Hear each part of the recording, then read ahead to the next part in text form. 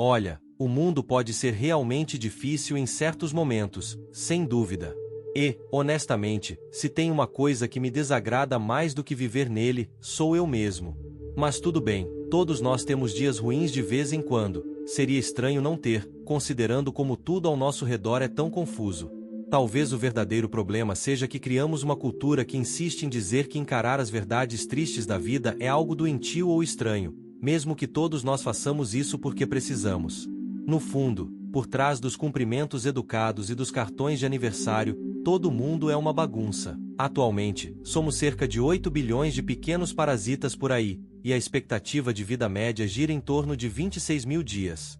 Isso significa que, estatisticamente, umas 300 mil pessoas estão tendo o pior dia das suas vidas hoje. E não é bom saber que não somos uma delas. Mas, é claro, nossa vez vai chegar em algum momento. É inevitável.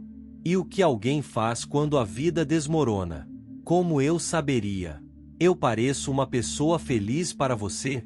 Mas talvez valha a pena falar sobre um compositor obscuro, que você provavelmente nunca ouviu falar. Em 1876, ele escreveu ao sobrinho dizendo: "De fato, minha vida tem pouco valor para qualquer um. Se eu desaparecesse da face da terra hoje, não seria uma grande perda para a música russa." Isso foi, veja bem, ninguém menos que Tchaikovsky, um dos maiores compositores de todos os tempos. O Lago dos Cisnes, o Quebra-Nozes, você conhece o sujeito. E, mesmo assim, ele duvidava constantemente de si mesmo. Ou então, pegue esse outro escritor, um desconhecido lutando para ser reconhecido, que se achava horrivelmente feio e burro, e detestava tanto seu próprio trabalho que escreveu a um amigo pedindo que, após sua morte, queimasse tudo o que havia escrito. Ele morreu aos 40 anos de tuberculose, mas o amigo ignorou seu pedido e publicou suas obras. Enfim, o cara era, sabe, Franz Kafka, um dos maiores escritores do século passado. Ou então que tal essa pintora mexicana desconhecida, vivendo à sombra do seu amante famoso? Convencida de sua própria ingenuidade, é claro, ela se via como um fracasso.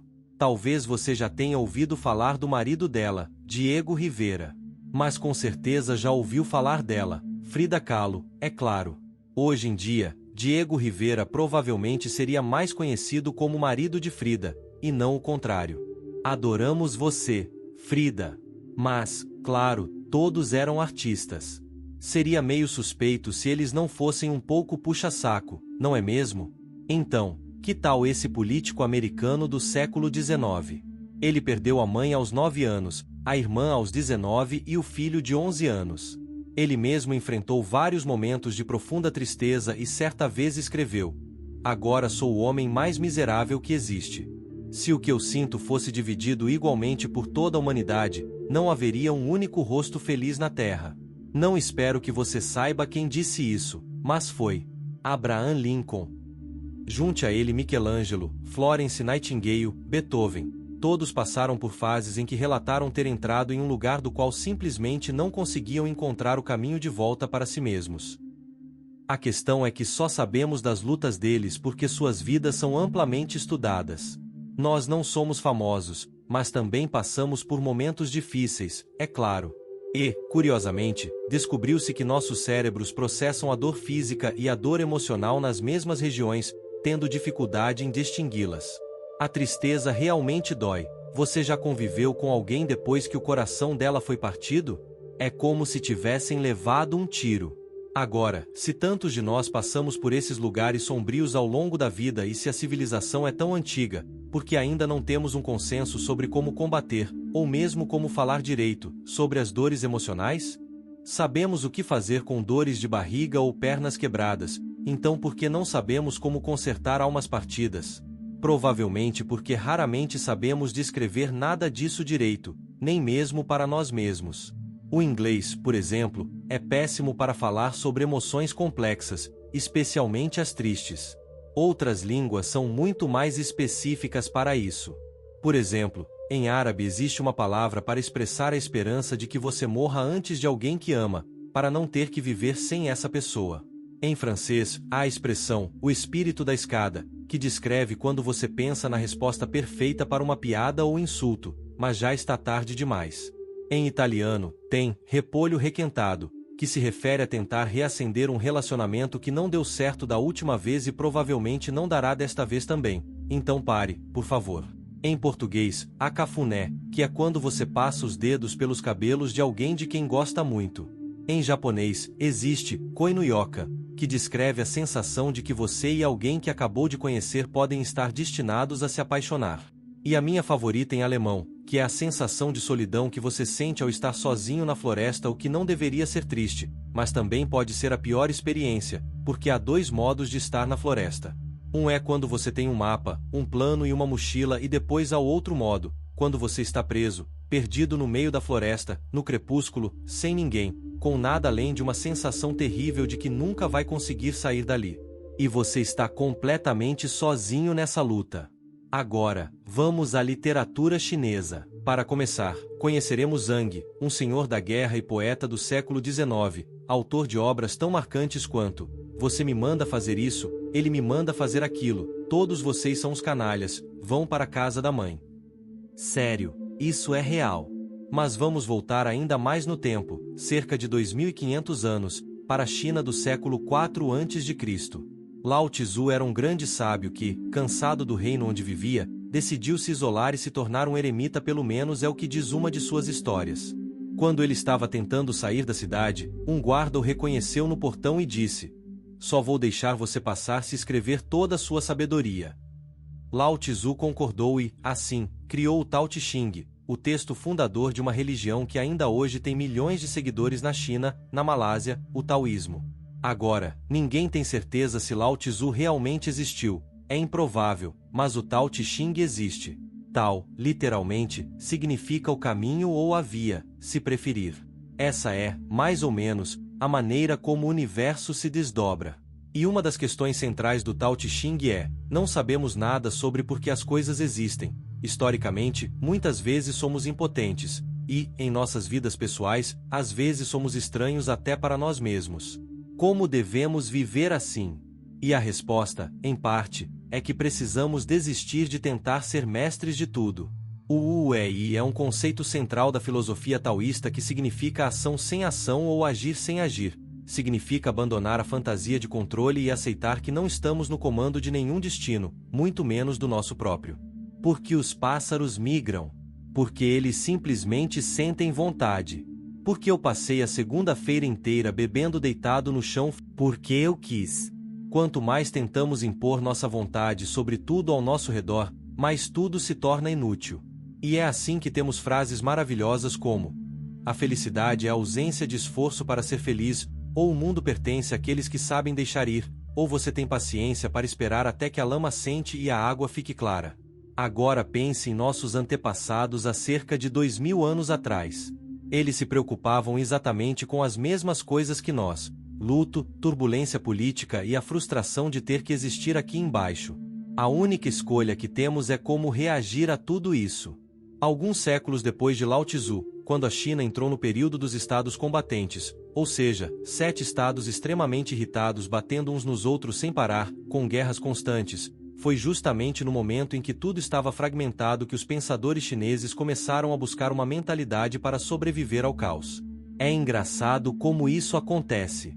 Pessoalmente ou historicamente, quando algo dá terrivelmente errado, acabamos procurando novas maneiras de enxergar as coisas. Mas, enfim, tudo bem, porque as coisas se acalmaram e tudo correu às mil maravilhas depois disso. Exceto na Europa, onde, na mesma época, Atenas estava sendo arrasada pelos espartanos na Guerra do Peloponeso, com milhares de mortos.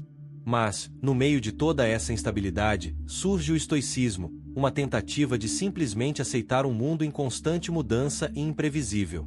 Se você não consegue apagar o incêndio, pode pelo menos assar marshmallows nele. Mas tudo bem, porque as coisas se acalmaram e tudo correu às mil maravilhas depois disso. Exceto que, em 64 d.C., o grande incêndio de Roma destruiu só uns 70% da cidade. Depois, em 79 d.C., o vulcão Vesúvio entrou em erupção e churrasqueou milhares de pessoas. Em 165, a peste antonina varreu o Império Romano, matando só uns 10 milhões de pessoas. Mas tudo bem, porque as coisas se acalmaram, e chegamos justamente a tempo para o que alguns chamam de o pior ano da história humana registrada, 536. Uma névoa misteriosa apareceu, provavelmente por causa de uma erupção vulcânica na Islândia. A névoa durou quase 2 anos, transformando o Sol em algo mais parecido com uma lua encoberta. Foi a década mais fria em 2 milênios e meio. As colheitas começaram a falhar e, obviamente, uma fome generalizada se espalhou, preparando o cenário para, alguns anos depois, a peste de Justiniano, que acabou matando dezenas de milhões de pessoas. Depois, em 755, a rebelião de Anlushan começou na China, uma guerra civil que mataria cerca de 13 milhões de pessoas. Em seguida, vieram as campanhas mongóis, que dizimaram talvez 40 milhões de pessoas. Foi tanto derramamento de sangue que removeu cerca de 700 milhões de toneladas de carbono da atmosfera, algo que ainda podemos ver hoje em núcleos de gelo da Antártida. Mas tudo bem porque, aí veio 1349, e a Europa teve o prazer de conhecer a peste negra, que eliminou milhões de pessoas.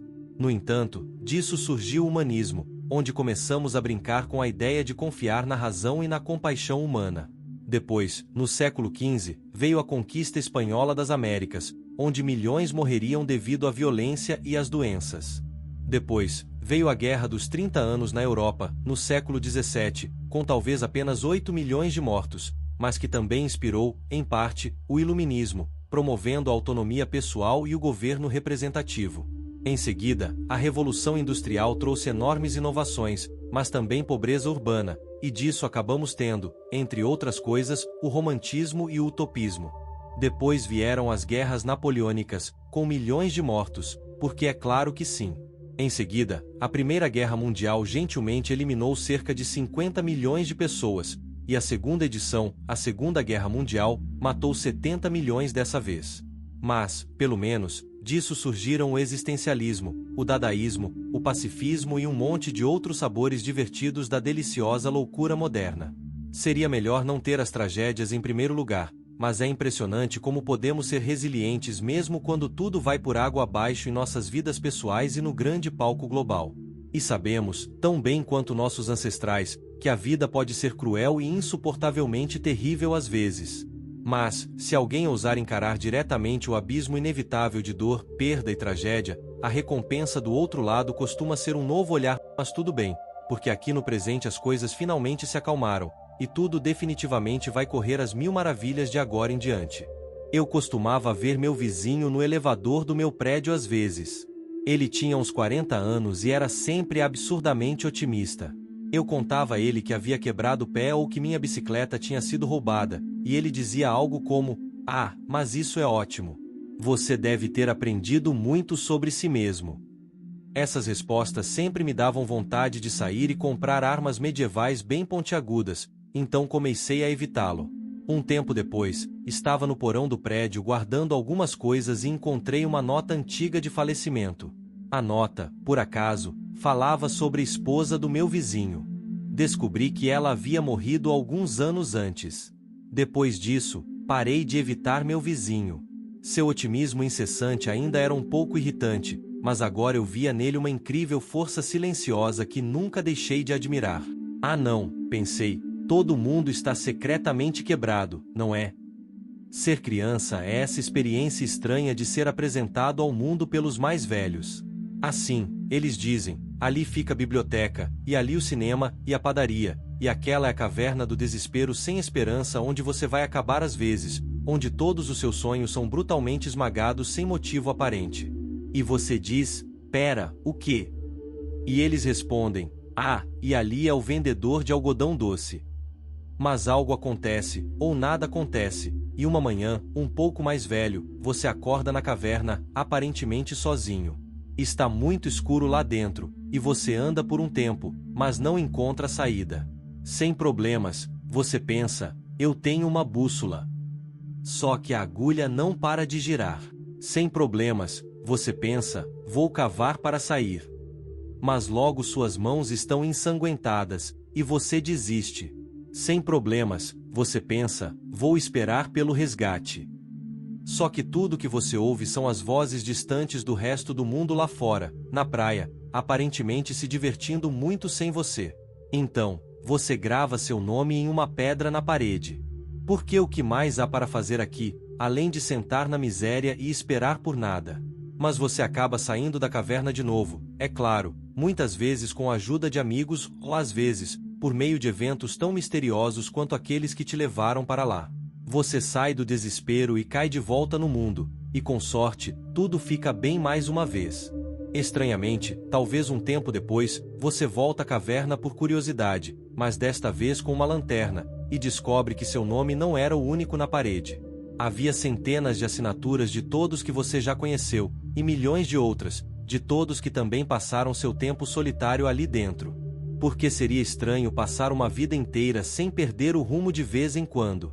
Seria bizarro viver como um primata falante, sabendo o suficiente para entender que basicamente não sabemos de nada, cercados por desastres, perdendo pessoas para sempre, como acontece, e não ter uma pequena crise de vez em quando. Não é surpreendente que tanto caos e sofrimento tenham acontecido ao longo da história. Na verdade, o surpreendente é que tudo isso aconteceu e ainda estamos aqui, às vezes até sendo decentes.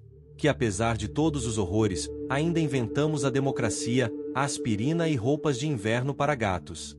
Que continuamos a seguir em frente diante da perda e do desespero. E por causa disso, porque continuamos, daqui a algum tempo, podemos nos postar no alto de um penhasco, olhando para o dia quente, com toda a nossa sabedoria, enquanto experimentamos mais um sentimento para o qual não temos uma palavra. Essa sensação estranha de ter chegado agora ao futuro e desejar poder dizer ao seu eu do passado que tudo vai ficar bem. Porque vai. Até a próxima vez que você fizer uma pequena viagem à caverna do desespero, talvez, e outra versão de você espere silenciosamente lá na frente, no futuro, tendo enfrentado também aqueles momentos difíceis, para que você possa voltar a si mais uma vez, como sempre, sempre fazemos.